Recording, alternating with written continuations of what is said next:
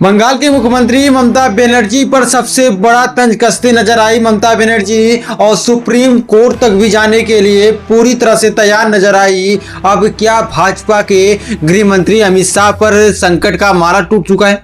ये काफी बड़े सवाल आपके मन में भी चल रहे होंगे और हमारे मन में चल रहे हैं। क्या सुप्रीम कोर्ट तक भी ये मामला को घसीटा जा सकता है?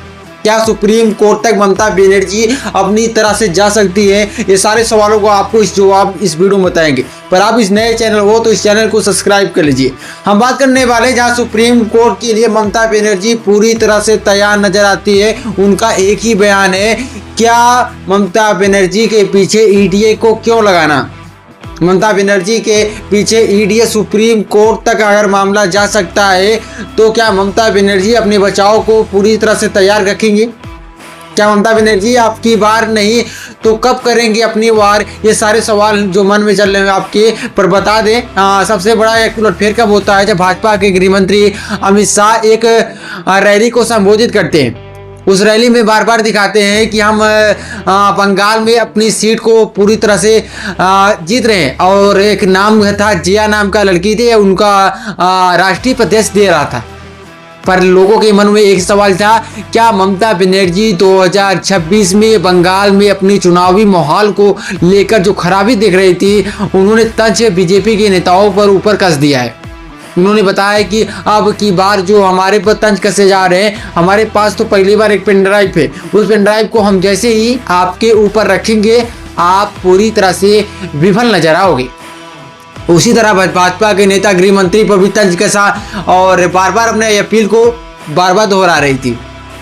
बताया कि अगर ये मामला सुप्रीम कोर्ट तक भी जाएगा तो वहां तक भी हम लड़ने के लिए पूरी तरह से तैयार हैं। पर एक ही सवाल, क्या बीजेपी के गृह मंत्री अमित शाह ने बंगाल में जब रैली को संबोधित किया तो बिना सोचे समझे बंगाल के मुख्यमंत्री ममता बनर्जी से लड़ने या उलझने की प्रयास क्यों किया?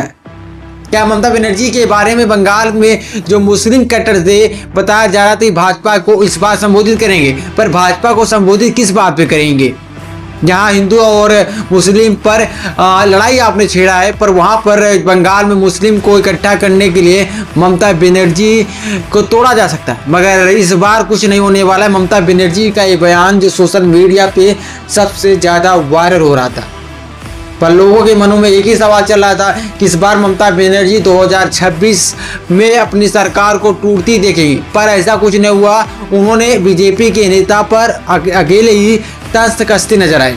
उन्होंने बताया कि अगर आप हमारे ऊपर तंज कसोगे तो हम अपने पास जो हमारे पास पेन ड्राइव है उसको पेश करेंगे और आपकी जो आप गुणवत्ता गा रहे हो पूरी तरह से खत्म हो जाएगी। और भाजपा के नेता अमित शाह पर तंज भी कसा।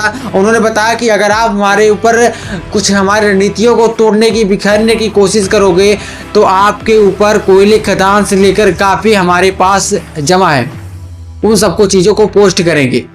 अगर आप पूरी तरह से विफल नजर आओगे तो आप यहाँ पर सुप्रीम कोर्ट तक भी मामला जा सकता है। क्या ममता बनर्जी सुप्रीम कोर्ट तक जाने के लिए पूरी तरह से तैयार है? मुख्यमंत्री ममता बनर्जी की बात करें सन 1982 से लेकर अब तक देखा जाए तो ममता बनर्जी को कभी भी कोई हरा नहीं पाया, पर भाजपा ने सारे जगहों पे राज करते हुए केवल बंगाल में ही बचा था। अब वहां की सीट को पकड़ने के लिए अब ममता बनर्जी को हटाने के लिए साजिशें रची जा रही है। और उन्होंने एक खुलासा भी किया कि हम आपको हटाने के लिए दूर दराज के लोग से भी रिक्वेस्ट किया जा रहा है। जिस तरह बिहार में हुआ, जिस तरह यूपी में हुआ, जहाँ जहाँ चुनावी माहौल हुआ, अब उसी तरह क्या बंगाल में भी एक बार सरकार गिरेगी? बंगाल में